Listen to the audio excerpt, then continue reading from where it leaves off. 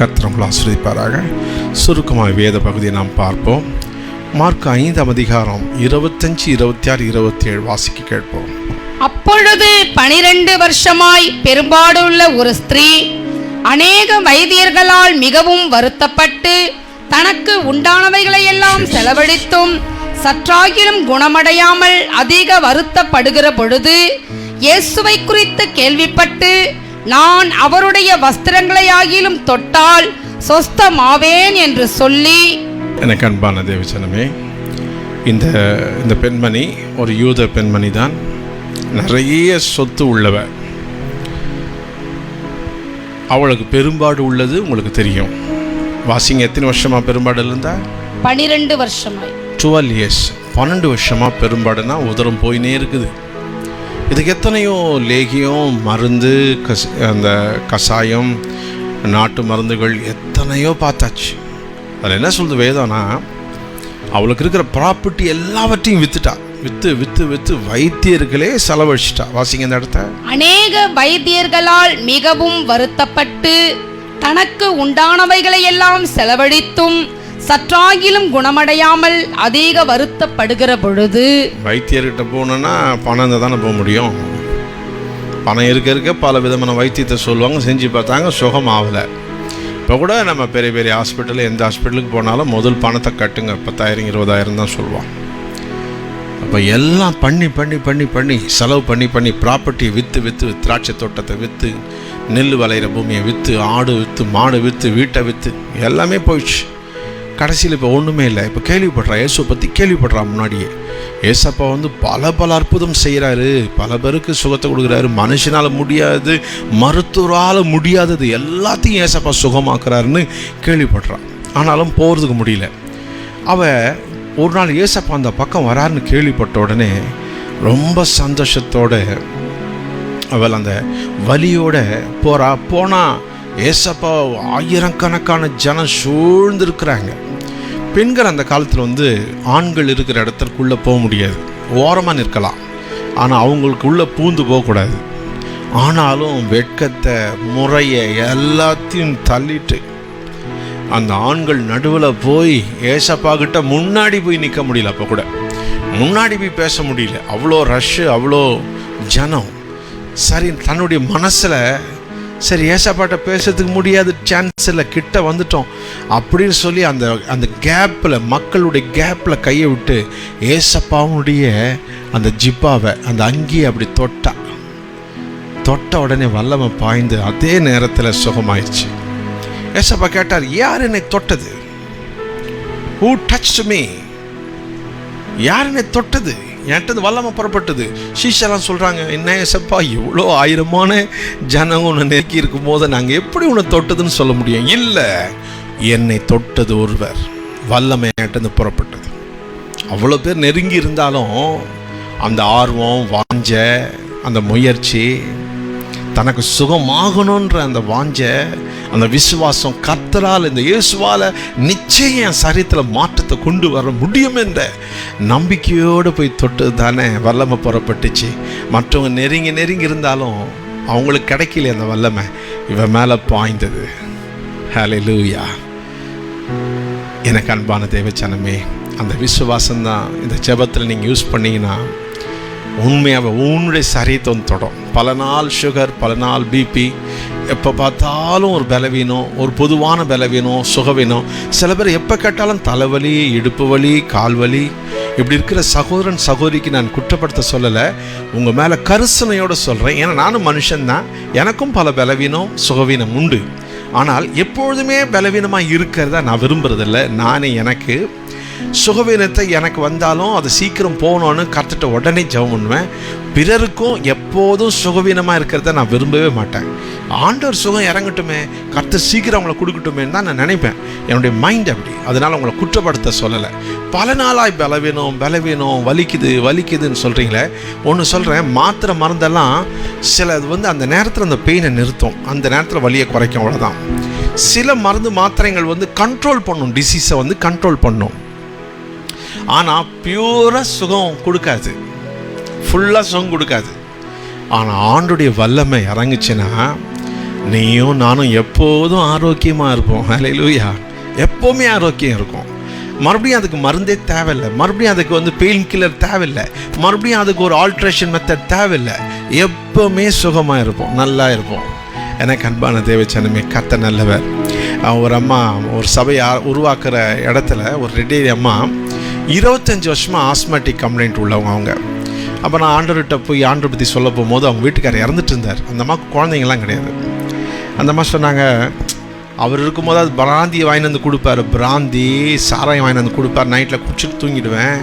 எனக்கு இசுப்பு வியாதி ஃபாதர், எனக்கு ஆஸ்மா இருக்குது, 25 வருஷமாக இருக்குது, எனக்கு குழந்தைங்களே இல்லை அப்படின்னு சொன்னாங்க. நாங்கள் சொன்னோம், இந்த ஏசப்பாவால் உனக்கு குணமாக்க முடியும், உனக்கு சுகம் கொடுக்க முடியும்னு சொல்லி. அவங்க அப்படியா, அந்த வேண்டுங்க, நானும் ஒன்று வேண்டுறேன், அவரை நம்புறேன்னு சொல்லிட்டு வந்தாங்க. அவர்கள் ஒரு 2 months கூட இல்லை, 1 month 2 மாதம் தான் ஆயிருக்கும். அவருடைய வாழ்க்கையில் நடந்தது 25 வருஷத்துக்கு அப்புறம் மாத்திரை மருந்து இல்லாமல், பிராந்தி இல்லாமல், சாராயம் இல்லாமல் அவர்கள் நிம்மதியாய் தூங்க தொடங்கினாங்க. அந்த விசுவாசம் அவங்களுக்கு வந்த பிறகு அவங்க சொந்த பந்தங்கள்லாம் ரட்சிக்கப்பட்டு இப்போ சபையில் இருக்காங்க. இந்நாள் வரைக்கும் அவங்க சாட்சியாக இருக்கிறாங்க, ஜெபத்தில் தரித்து இருக்கிறாங்க. அந்த ஆஸ்மா வியாதி அவங்களுக்கு இதுவரைக்கும் வரவில்லை. ஹல்லேலூயா, ஹல்லேலூயா. இப்போது அவங்களுக்கு சுகமாகி அவங்களுக்கு சுகம் பெற்று 25 ஆண்டு காலம் ஆகுது, 25 years ஆகுது. அவங்களுக்கு இப்போ வயசு 70. இதுவரைக்கும் கர்த்தர் அவங்களை ஆரோக்கியமாக இருக்கிறார். சுகமாகும் போதும் நான் கண்ணால் பார்த்தவன். என்னம்மா இப்போலாம் மூச்சே வாங்காத இருக்கிறேன்னு அவங்க சொன்னாங்க. கடைசியாக ஒரு நாள் இந்த 4-5 வாரது ஆறாவதுக்கு அப்புறம் போன வாரம் நடந்த ஆராதனையில் அந்த மூச்சு வாங்குறதே நின்று போச்சு ஃபாதர் அப்படின்னாங்க. அந்த ஆராதனையிலே சத்துரு சுகமாயிட்டார். இன்னைக்கு வரைக்கும் நான் பார்க்குறேன், சுகமாக இருக்கிறாங்க, அவங்களுக்கு அந்த வியாதியே இல்லை. ஹல்லேலூயா. கர்த்தர் உன்னை குணமாக்கினா உன்னுடைய வாழ்நாள் முடிகிற வரைக்கும் அந்த வியாதி உன்னைக்கு மறுபடியும் வரவே வராது பிள்ளைகளே. ஹல்லேலூயா. அதனால் அதுக்காக நீங்கள் வேண்டுங்க. நிரந்தரமான சுகத்துக்கு நாம் எப்பொழுதுமே வேண்டணும், நம்ம கேட்கணும், கேட்டு பெற்றுக்கணும். கர்த்தாவே நீங்கள் தாங்க, நீங்கள் கொடுங்கப்பான்னு சொல்லி. ஆண்டவர் ரொம்ப இரக்கமுள்ளவர். யாரையும் அவர் என்ன சொல்றாரு பாருங்க. ஏசப்பா அந்த பெண்ணை பார்த்து மார்க் 5:34 அவர் அவளை பார்த்து, மகளே, உன் விசுவாசம் உன்னை ரட்சித்தது, நீ சமாதானத்தோட போய் உன் வேதனை நீங்கி சுகமாயிரு என்றார். ஹல்லேலூயா. என்ன அழகாக வாழ்த்துறார் பாருங்க. நீ போய் சமாதானமாகவும் சுகமாகவும் இருன்னு எவ்வளோ அன்போடு அந்த வார்த்தையை படிக்கும் போதே ஏசப்பாவுடைய இருதயம், ஏசப்பனுடைய அன்பு எப்படின்னு தெரியுது. அவர் எவ்வளோ அழகாக சொல்றார். சமாதானமாக இரு மகளே, சுகமாக இரு மகளே, உன் விசுவாசம் உன்னை ரட்சித்தது. நீ விசுவாசம் வச்சல, அது உன்னை ரட்சித்தது, அதனால தான் உனக்கு நான் சுகம் கொடுத்தேன் அப்படின்னு சொல்கிறார். நீங்களும் நானும் கூட தொடர்ந்து இப்படிப்பட்ட பலவீனங்களுக்கு, சுகவீனங்களுக்கு நாம் ஜெபம் பண்ணி பண்ணி பண்ணி பண்ணி ஒரு நாள் உங்கள் மேலே இறங்கிருச்சுன்னா சுகம் அதோடு முடிஞ்சு போச்சு. அந்த வியாதியே உன் லைஃப்பில் கிடையாது, அவ்வளோதான், முடிஞ்சு போயிட்டோம். உன்னுடைய மறிக்கிற காலம் வரைக்கும் கர்த்தர் அதுக்கு அனுமதி கொடுக்க மாட்டார். ஆண்டோடைய சுகம், டிவைன் ஹீலிங் அப்படிப்பட்டது. எவ்வளோ அழகாக வாழ்த்தி அனுப்புகிறார் பாருங்க ஏசப்பா. அது மாத்திரமா, தன்னுடைய மூத்த அப்போஸ்தலன், ஒரு இளைய அப்போஸ்தலனுக்கு எவ்வளோ கரிசனை இருக்குத பாருங்க. 1 தீமோத்தேயு 5:23 வாசிக்க கேட்போம். நீ இனிமேல் தண்ணீர் மாத்திரம் குடியாமல் உன் வயிற்றிற்காகவும் உனக்கு அடிக்கடி நேரிடுகிற பலவீனங்களுக்காகவும் கொஞ்சம் திராட்சை ரசமும் கூட்டிக்கொள். ஹல்லேலூயா. பாருங்க, கூட ஊழியம் பண்ணுகிற தீமோத்தேயுக்கு எழுதுறார் அவர். அப்பா, நீ உபவாசம் எடுக்கிற, நீ நிறைய ஊழியம் பண்ணுற, அதனால் தண்ணி மட்டும் குடிச்சிட்டு உபவாசம் எடுக்காமல் உடம்பு பலவீனமாயிட போகுது, உன்னுடைய உடம்பெல்லாம் ரொம்ப வீக் ஆகிட போகுதுப்பா, கொஞ்சம் திராட்சை ரசத்தை குடிப்பா. எதுக்கு நான் இதை உங்களுக்கு படிக்க சொல்கிறேன்னா, the Christians should have the concern about others. மற்றவங்களை குறித்து தானே ஒரு கரிசனை தேவ ஜனங்களுக்கு. மனைவிக்கு புருஷன் மேலே இருக்கணும், புருஷனுக்கு மனைவி மேலே இருக்கணும், அம்மா அப்பா மேலே பிள்ளைங்களுக்கு இருக்கணும், பிள்ளைங்க மேலே அப்பா அம்மாவுக்கு இருக்கணும், சபை ஊழியர்கள் விசுவாசிகள் மேலே இருக்கணும். அவங்க என்ன சேட்டை பண்ணாலும் சரி, அவங்க நல்லா இருக்கணும் அப்படின்றது ஊழியக்காருடைய எண்ணமாக இருக்கணும். ஏன்னா நம்ம எல்லாருக்கும் தகப்பன் தான், தாயாக இருக்கிறோம். கொடுத்தா தான் இல்லை, நமக்கு ஒரு டீ கொடுத்தா தான், சாப்பாடு கொடுத்தா தான், நமக்கு காசு கொடுத்தா தான் இல்லை. நம்ம தாய் தகப்பன் எல்லா பிள்ளைகளும் எல்லா குடும்பமும் கர்த்தருக்குள் வந்த ஜனங்க நல்லா இருக்கணுன்ற இருதயம் ஒரு ஊழியக்காரனுக்கும் ஊழியக்காரிக்கும் இருக்குமானால் அந்த சபையில் எல்லாருமே சுகமாக தான் இருப்பாங்க. ஹல்லேலூயா. நீ சுகத்துக்காக ஜெபிக்கிற ஜெபம் கர்த்தர் அவனை சுகமாக்கி நிறுத்துவார்.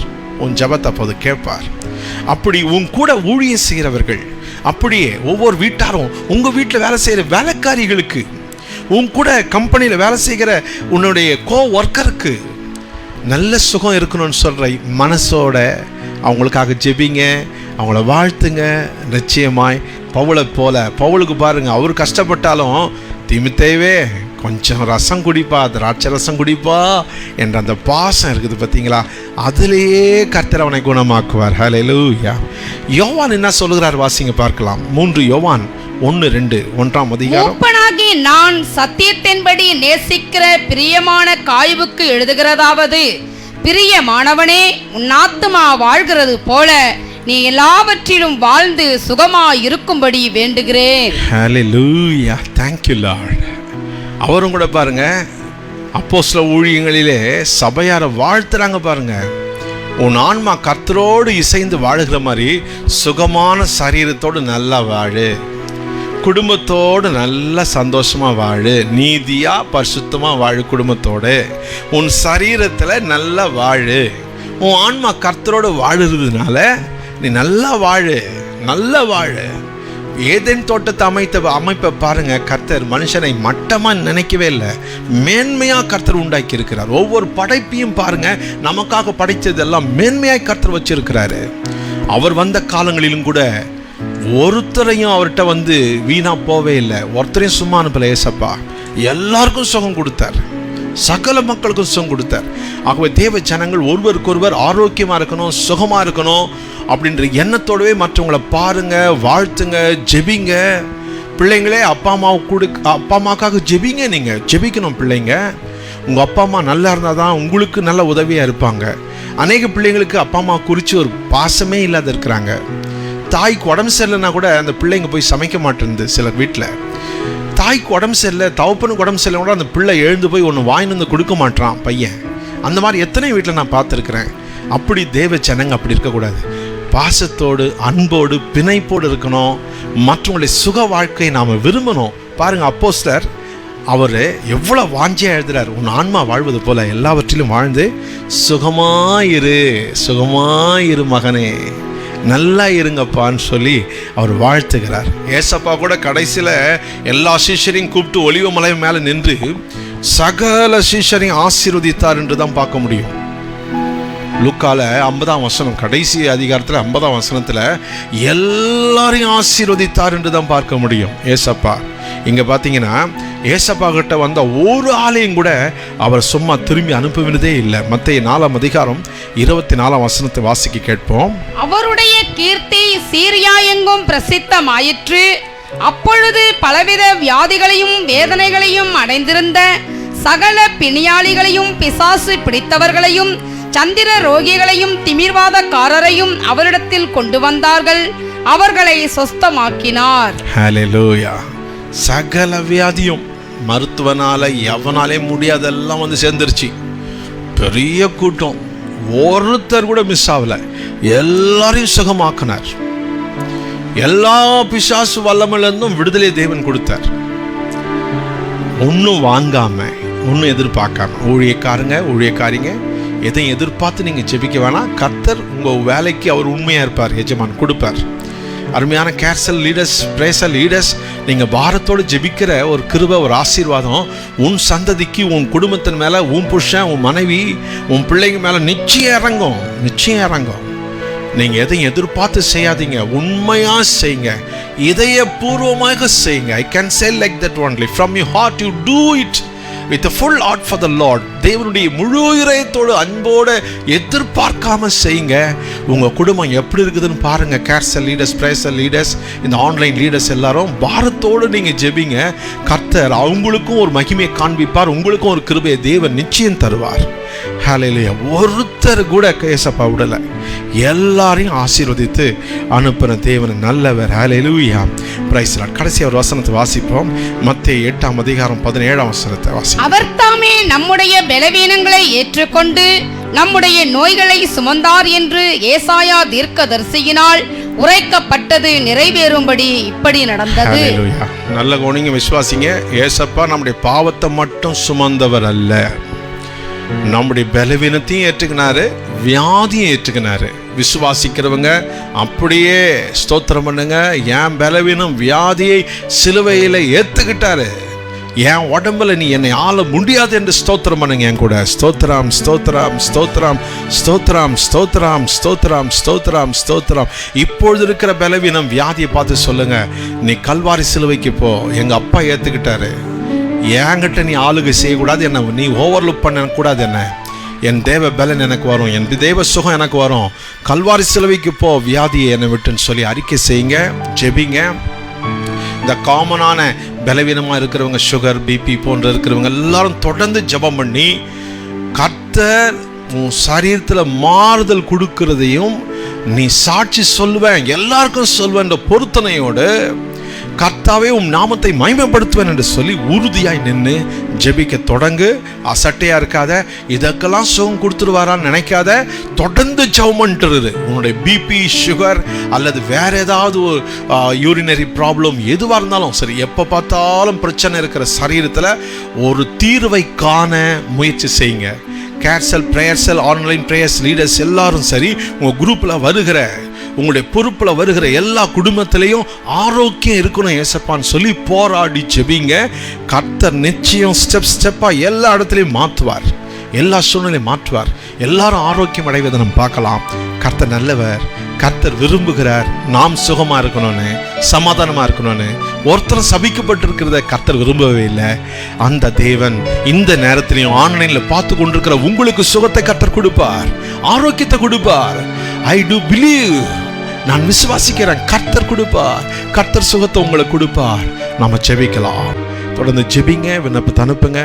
கர்த்தர் உங்களை வழி நடத்துவார், ஆசீர்வதிப்பார். ஸ்தோத்திரம்.